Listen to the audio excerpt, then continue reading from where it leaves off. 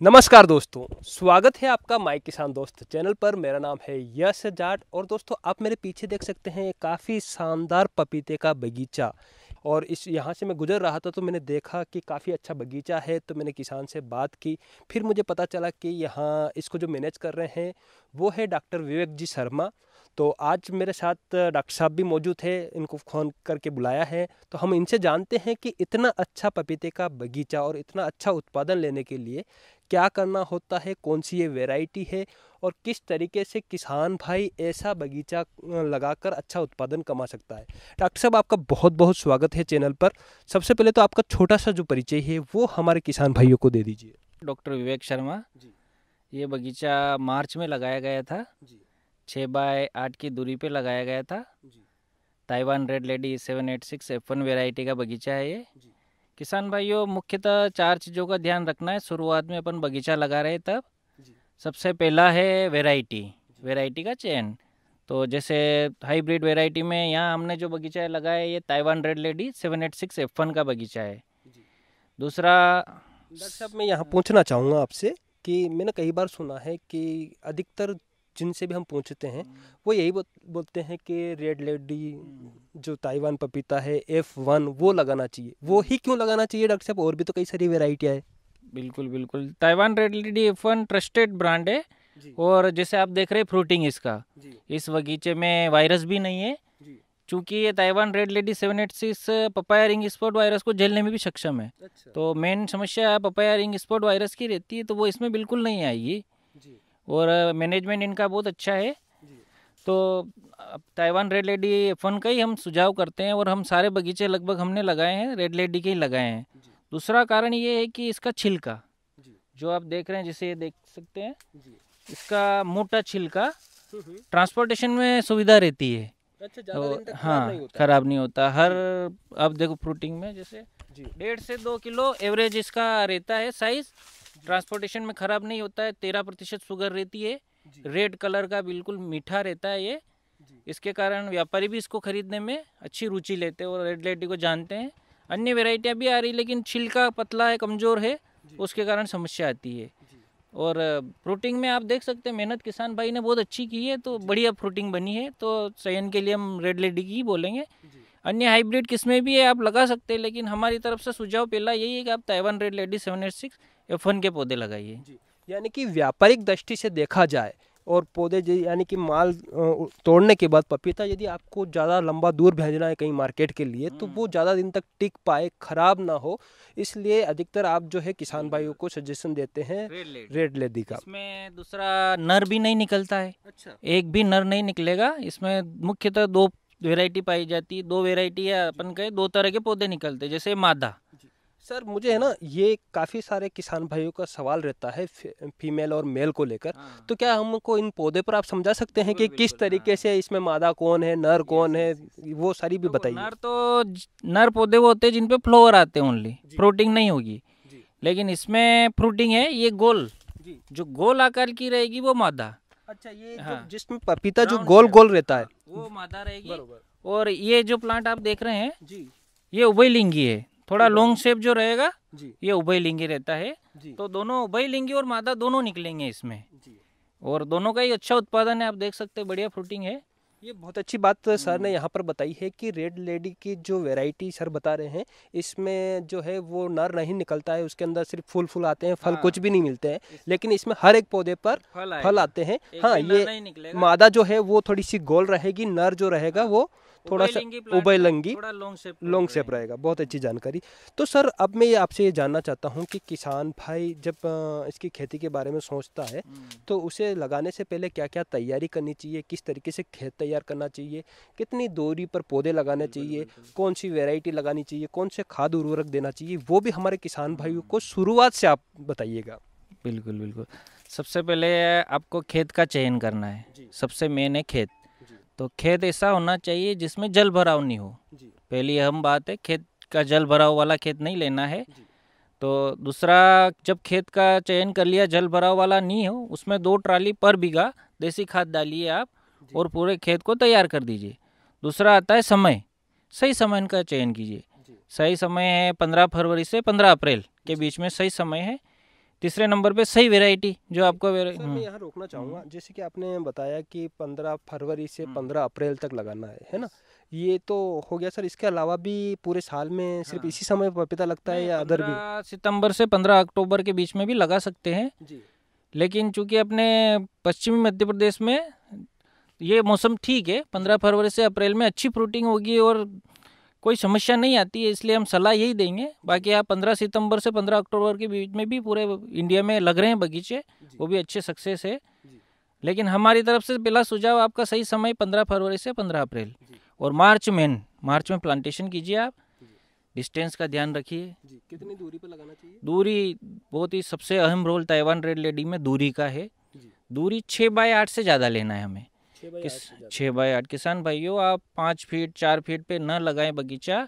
Minimum distance 6x8 से ज़्यादा, 8x8, 8x10, 10x10 और ज़्यादा आप ले सकते हैं, लेकिन 6x8 तो लेना ही आइडियल, उससे ज़्यादा लेना है। तो सर इसका क्या रहता है? ज़्यादा दूरी इसका मेनली ये है कि अगर दूरी कम लेंगे हम तो फ्लावर और फ्रूट ड्रॉप की समस्या आएगी। अच्छा। चाहे वैरायटी रेड लेडी हो, अगर 5 फीट पे आपका बगीचा लग गया है तो हवा का और प्रकाश का पर्याप्त नहीं मिलेगा, क्योंकि इसमें जो बीच में जो रूट रहती है, सेकेंडरी रूट्स, जो न्यूट्रिशन के लिए इनको हवा, एयर और लाइट की ज़रूरत होती है, तो अगर वो पर्याप्त मात्रा में नहीं मिलेगा तो फ्लावर ड्रॉप और फ्रूट ड्रॉप की समस्या आएगी। तो अपने को तो फ्रूट सेटिंग कराना है, हर प्लांट अपना 1 क्विंटल का बने, टारगेट यही रहता है। तो उसके लिए आप डिस्टेंस 6x8, 6 से 6 फीट आप प्लांट लीजिए और 8 से 8 रो रखिए। जी। तो ये तो हो गई सर पौधे लगाने वाली बात और वैरायटी आपने हमें बता दी। अब सिंचाई के बारे में भी थोड़ा बताइए। बिल्कुल। सिंचाई व्यवस्था में मुख्यतः आप 3 तरह से कर सकते हैं। सबसे पहले ड्रिप, दूसरा मल्चिंग के द्वारा लगा सकते हैं, तीसरा आप नाली बना के कर सकते हैं। तो 2 चीज़ें तो ड्रिप और मल्चिंग बढ़िया है, लेकिन सजेशन मैं करूँगा आप नाली बना के लगाइए। नाली बनाने में पानी की कोई समस्या नहीं रहेगी। ड्रिप में आपने ज़्यादा पानी, कम पानी, ज़्यादा टाइम चला दिया तो उसमें समस्या आ सकती है। दूसरा, शुरुआत में तो ड्रिप कारगर है, लेकिन जब प्लांट बड़ा हो जाएगा तो पानी की ज़्यादा ज़रूरत है, तो उस समय नाली के द्वारा सिंचाई करना है और फ्लैट में भी लाना है, ताकि फ्रूट और फ्लावरिंग सेटिंग में पानी का इसमें बहुत महत्वपूर्ण रोल है। क्योंकि ये पपीता लगभग 90% पानी से बना हुआ है, तो पानी का इसमें अहम रोल है सिंचाई का। और सिंचाई में भी पानी की अधिकता भी नहीं होना, पानी की कमी भी नहीं होगा। अधिकता से जड़ सड़न की समस्या रहेगी और जल भराव होगा तो तना, कॉलर रोड वगैरह बीमारियां आएगी। इसलिए अधिकता भी नहीं होने देना, और कम अगर पानी देंगे तो फ्लावर ड्रॉप, फ्रूट ड्रॉप होंगे। इसलिए पानी का अहम रोल है। सिंचाई आप कंटिन्यूस करें। गर्मी में हर 2 से 3 दिन में सिंचाई करना है। बारिश में अगर ज़्यादा दिन की गैप हो गई तो 8वें दिन आप पानी पिलाइए, और ठंड के दिनों में भी 10 दिन में सिंचाई करते रहिए। उससे दूसरा फायदा ये भी होगा कि पाले की समस्या से भी प्लांट बचेंगे। सिंचाई और उर्वरक का मेन रोल है, लेकिन उससे पहले अपने को 4 चीज़ें जब पौधा लगा रहे तब डिटरमाइन हो रही, उन 4 चीज़ों को आपको ध्यान रखना है। सबसे पहला वैरायटी, दूरी, सही समय और खेत का चयन जिसमें जल भराव नहीं। ये चारों चीज़ें जब प्लांट लगाएंगे तब डिटरमाइन हो जाएगी। उसके बाद अपने पास समय है सिंचाई के लिए, उर्वरकों के लिए टाइम मिलेगा अपने को सुधारने के लिए। तो हाँ, बाद में अपन वो कर सकते हैं, उनमें सुधार अपन कर सकते हैं। और सिंचाई के दौरान सर ने बहुत अच्छी बात बताई है कि जल भराव नहीं होना चाहिए, तो मिट्टी पौधे पर चढ़ा लेनी चाहिए। ये जैसे बारिश में ये बेड बनाया था इन्होंने, पहले नाली के द्वारा पानी दिया था, फिर फ्लैट में पिलाया इस खेत को, और जब बारिश आई तो इन्होंने बेड बना दिया था। बेड बनाने से ये हुआ कि इसके पास में पानी नहीं गया, वो तना गलन की जो समस्या होती है वो समस्या बिल्कुल नहीं हुई।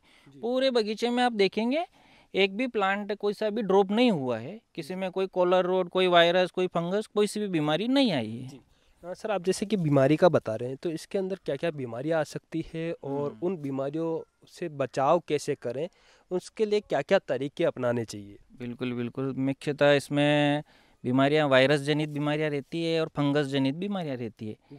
वायरस जनित बीमारियां में 2 मुख्य है, एक लिप कर्ल वायरस और दूसरा मोजेक वायरस। किसान भाई अधिकतर इन्हीं 2 बीमारियों से परेशान रहते हैं। लेकिन अगर हम F1 हाइब्रिड बीट लगा रहे हैं तो पपाया रिंग स्पॉट वायरस से तो वो ऑलरेडी रेसिस्टेंट है। दूसरा, बीमारियों से बचने के लिए जो वायरस जनित बीमारियां रहती है इनको स्प्रेड करेगा सफ़ेद मक्खी या अन्य कीट, तो कीटों का नियंत्रण करना पड़ेगा हमें।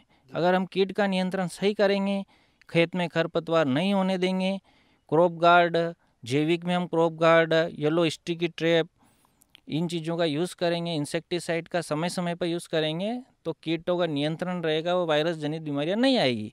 दूसरा, प्लांट हेल्थी रखना है, सही न्यूट्रिशन दीजिए, सही पोषण व्यवस्था बना के रखिए, जिससे क्या होगा कि प्लांट अगर हेल्थी रहेगा तो कुछ वायरस अगर आता है तो उसको झेल लेगा, वह उसको वायरस को हरा के वो प्लांट जीवित रहेगा, उसमें कोई समस्या नहीं। फिर भी किसी प्लांट में अगर लग रहा है कि ज़्यादा वायरस, लीफ कर्ल वायरस आ गया, तो उस प्लांट को हमें हटाना है, वह खेत से दूर ज़मीन में दूसरी जगह गाड़ देना है।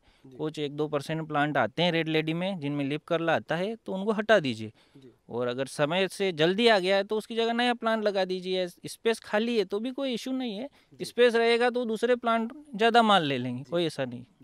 सर, जैसा कि आपने बातचीत के दौरान बताया कि पोषण प्रबंधन बरोबर रखना चाहिए, तो आप मुझे ये बताइए कि पपीता की फसल अवधि के दौरान प्रति पौधा या प्रति एकड़ कितने खाद उर्वरक का उपयोग करना चाहिए और कब कब देना चाहिए और किस मात्रा में देना चाहिए? बिल्कुल, आपने बहुत अच्छा क्वेश्चन किया है। ये पोषण की हर व्यक्ति जानकारी लेना चाहता है।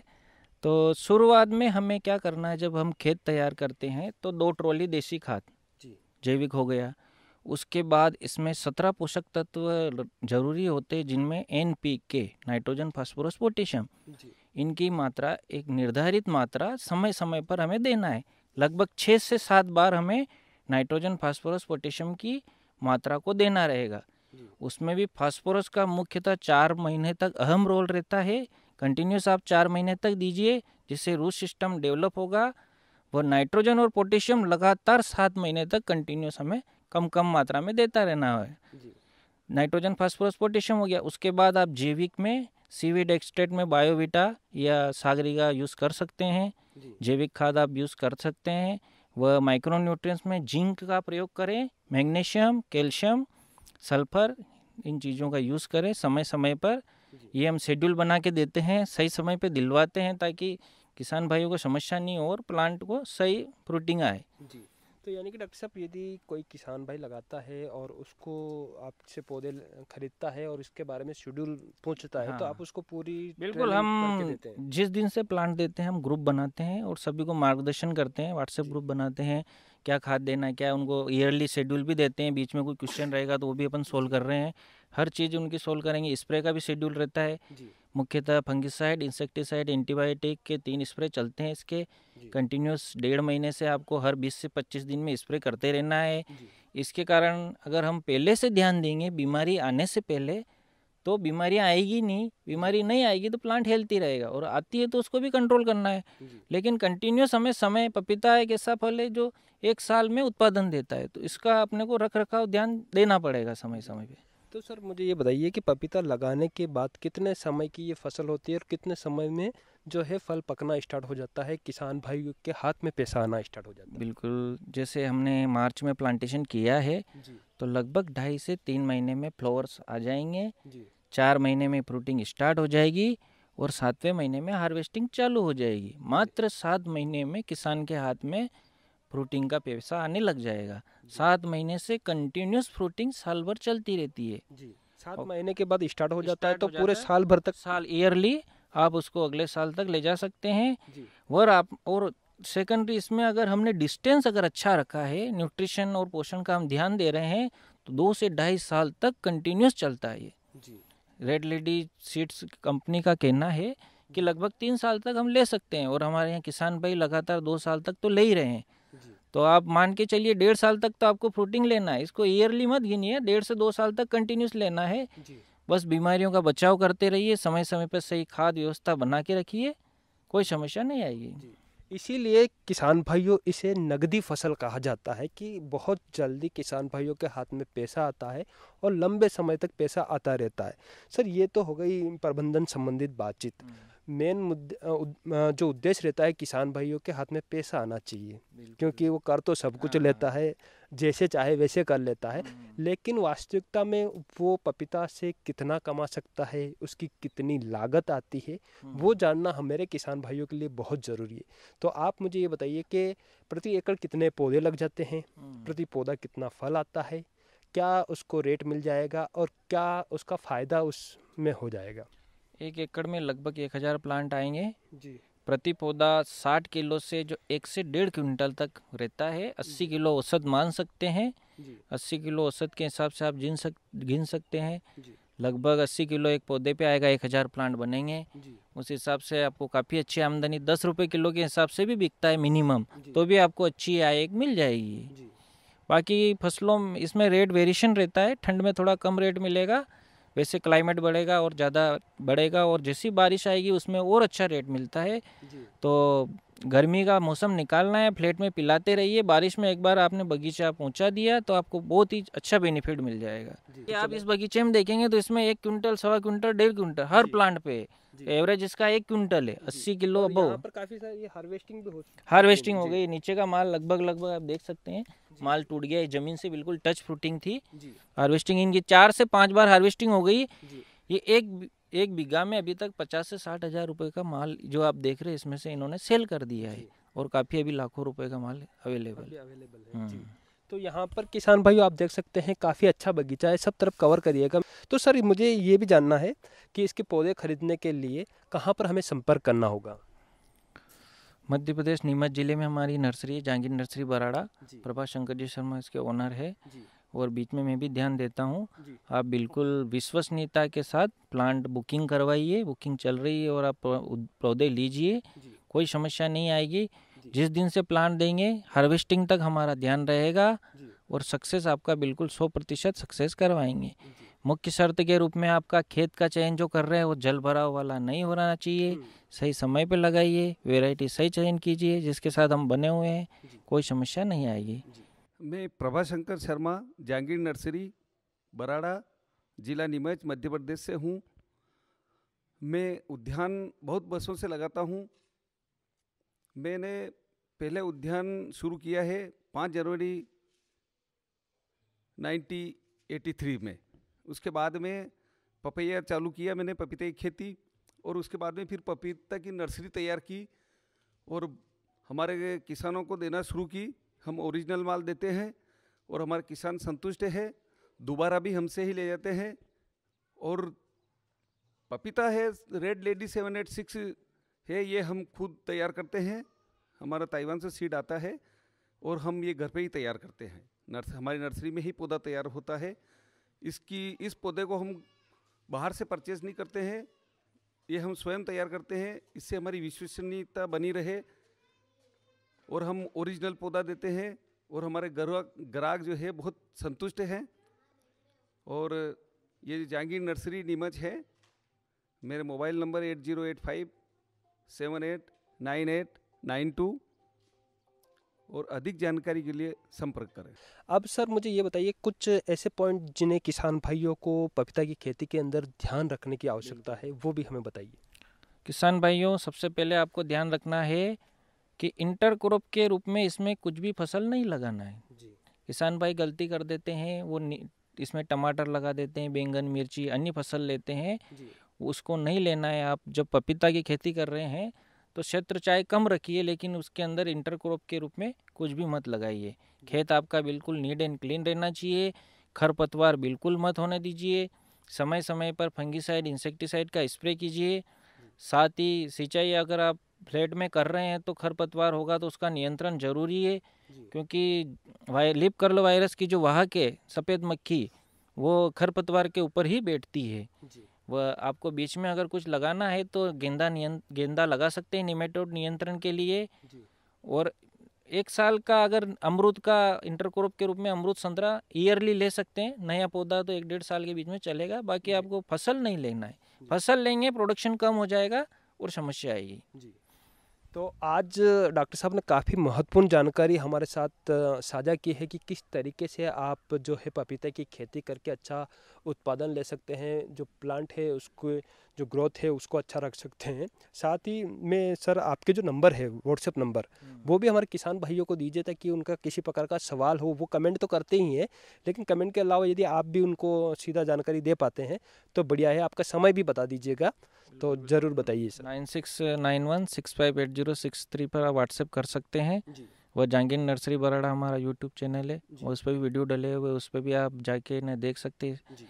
बहुत बहुत धन्यवाद। तो दोस्तों उम्मीद करता हूं कि आज की यह वीडियो आपको पसंद आई होगी। अगर ये वीडियो पसंद आती है तो लाइक ज़रूर करिएगा। लाइक करने के साथ साथ अन्य किसान भाइयों तक शेयर जरूर करिएगा, ताकि खेती बाड़ी और किसानों से जुड़ी जानकारी मिलती रहे। और इस वीडियो से रिलेटेड यदि आपका कोई सवाल हो तो मुझे कमेंट करके ज़रूर बताइएगा। मैं कोशिश करूंगा कि आपके सवालों के उत्तर दे पाऊँ। और जिन्होंने अभी तक हमारे चैनल को सब्सक्राइब नहीं किया है वो चैनल को सब्सक्राइब जरूर करिएगा। आज की वीडियो में बस इतना ही। जल्दी मुलाकात करेंगे एक नई जानकारी के साथ एक नए वीडियो में। तब तक के लिए जय भारत, जय किसान।